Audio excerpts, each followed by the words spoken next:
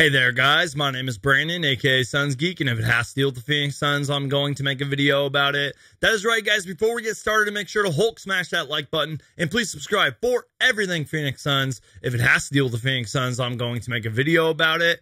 And let's talk about it. That's right, guys. So shout out to Bright Side of the Sun. They do great work over there. They wrote an article on their website, bargain bin targets to fill out for the Phoenix Suns roster. Now, before we get started, you guys, I'm not going to read this whole thing to line by line because this video would be really boring. And you guys know that I can't read anyways. But we're going to take a look at some of these targets. I'll just kind of give you guys my quick little opinion on them. And, as always, in the comment section down below, let me know, out of these targets right here, which target you would like best to end up on the Phoenix Suns, or give me like a realistic target for the Phoenix Suns that you would like to see on the roster next season. Also, you guys keep in mind that the Phoenix Suns could honestly be looking at none of these guys. This is just speculation and stuff. This is just reporting and all that stuff. So don't take this list too seriously. But once again, leave me your thoughts, comments, and opinions down below. And with that being said, the following is a list of players who might take a veteran minimum, a fraction of the taxpayer exception, or the biannual exception. So some salary cap stuff that I don't even understand. Most of these players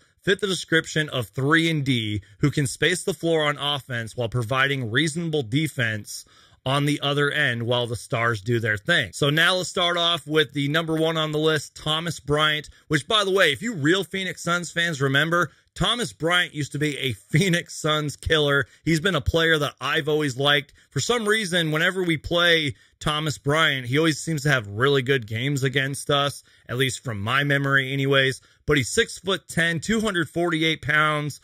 He turns 25 years old this summer. He's a career 35% three-point shooter. I think he might have had some injury troubles the past year or so, but that would be a guy, if we could get him on for cheap, I would definitely be happy with. I think he'd be a Suns fan favorite too. Honestly, looking at the list, I think a lot of these guys would be Suns fan favorites. Isaiah Hardenstein, 7 foot, 250 pounds, 24 years old. He's expanded his three-point range, as it's written in the article. And you guys, in my opinion, this is just a guy that has just made his way up and has stuck around on the NBA roster. I think he's been with the Clippers the past couple of years, so I would definitely be happy with Isaiah Hardenstein. Next up on the list is Kyle Anderson, 6'8", 235 pounds, only 28 years old. He is nicknamed Slow-Mo for a reason, but, he uses that to his advantage. I think that he is a solid player. The only thing is I don't really know if the Memphis Grizzlies would let him go. I think he's a good player, though.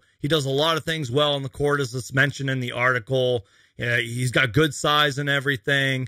But yeah, I think he would be a pretty good player for the Phoenix Suns. And then moving on is Jeff Green. Now, Jeff Green is 35 years old, but he's 6'8", 235. And if I remember correctly, I think he had like some heart problems or some health issues a while back, but he made his way back to the NBA. I love stories like that. I really wouldn't mind if we got Jeff Green on the cheap. Now, this next one would be really interesting, but it would have been good if we would have gotten him in his prime. But it is Hall of Famer. You heard me right. Hall of Famer Lamarcus Aldridge, 6'11", 250 pounds. He's one of the greatest power forwards of all time.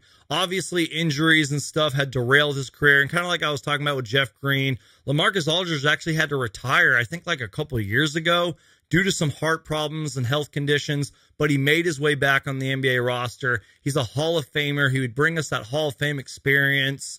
And, again, if you guys are real Phoenix Suns fans, you guys remember, do you guys remember when the Phoenix Suns were like rumored to sign Lamarcus Aldridge and everything?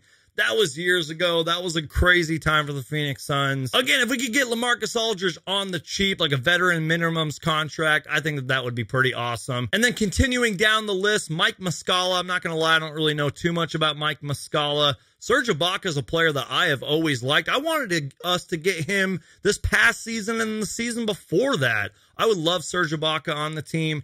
DJ Augustine, I feel like he would have been a really good player for us a few years ago.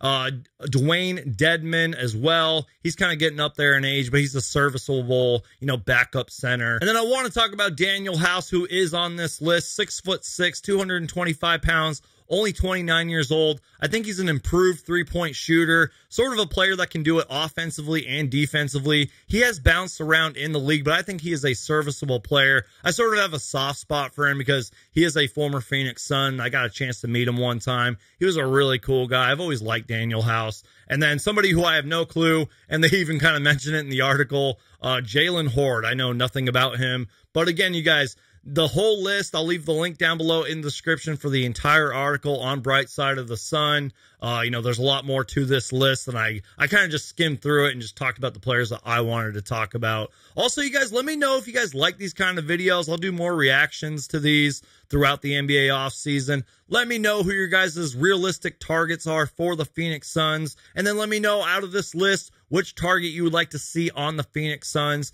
Thank you guys so much for the support. Thank you guys so much for watching. Make sure to Hulk smash that like button. And please subscribe for everything Phoenix Suns. If it has to deal with the Phoenix Suns, I'm going to make a video about it. And I'll see you guys next time.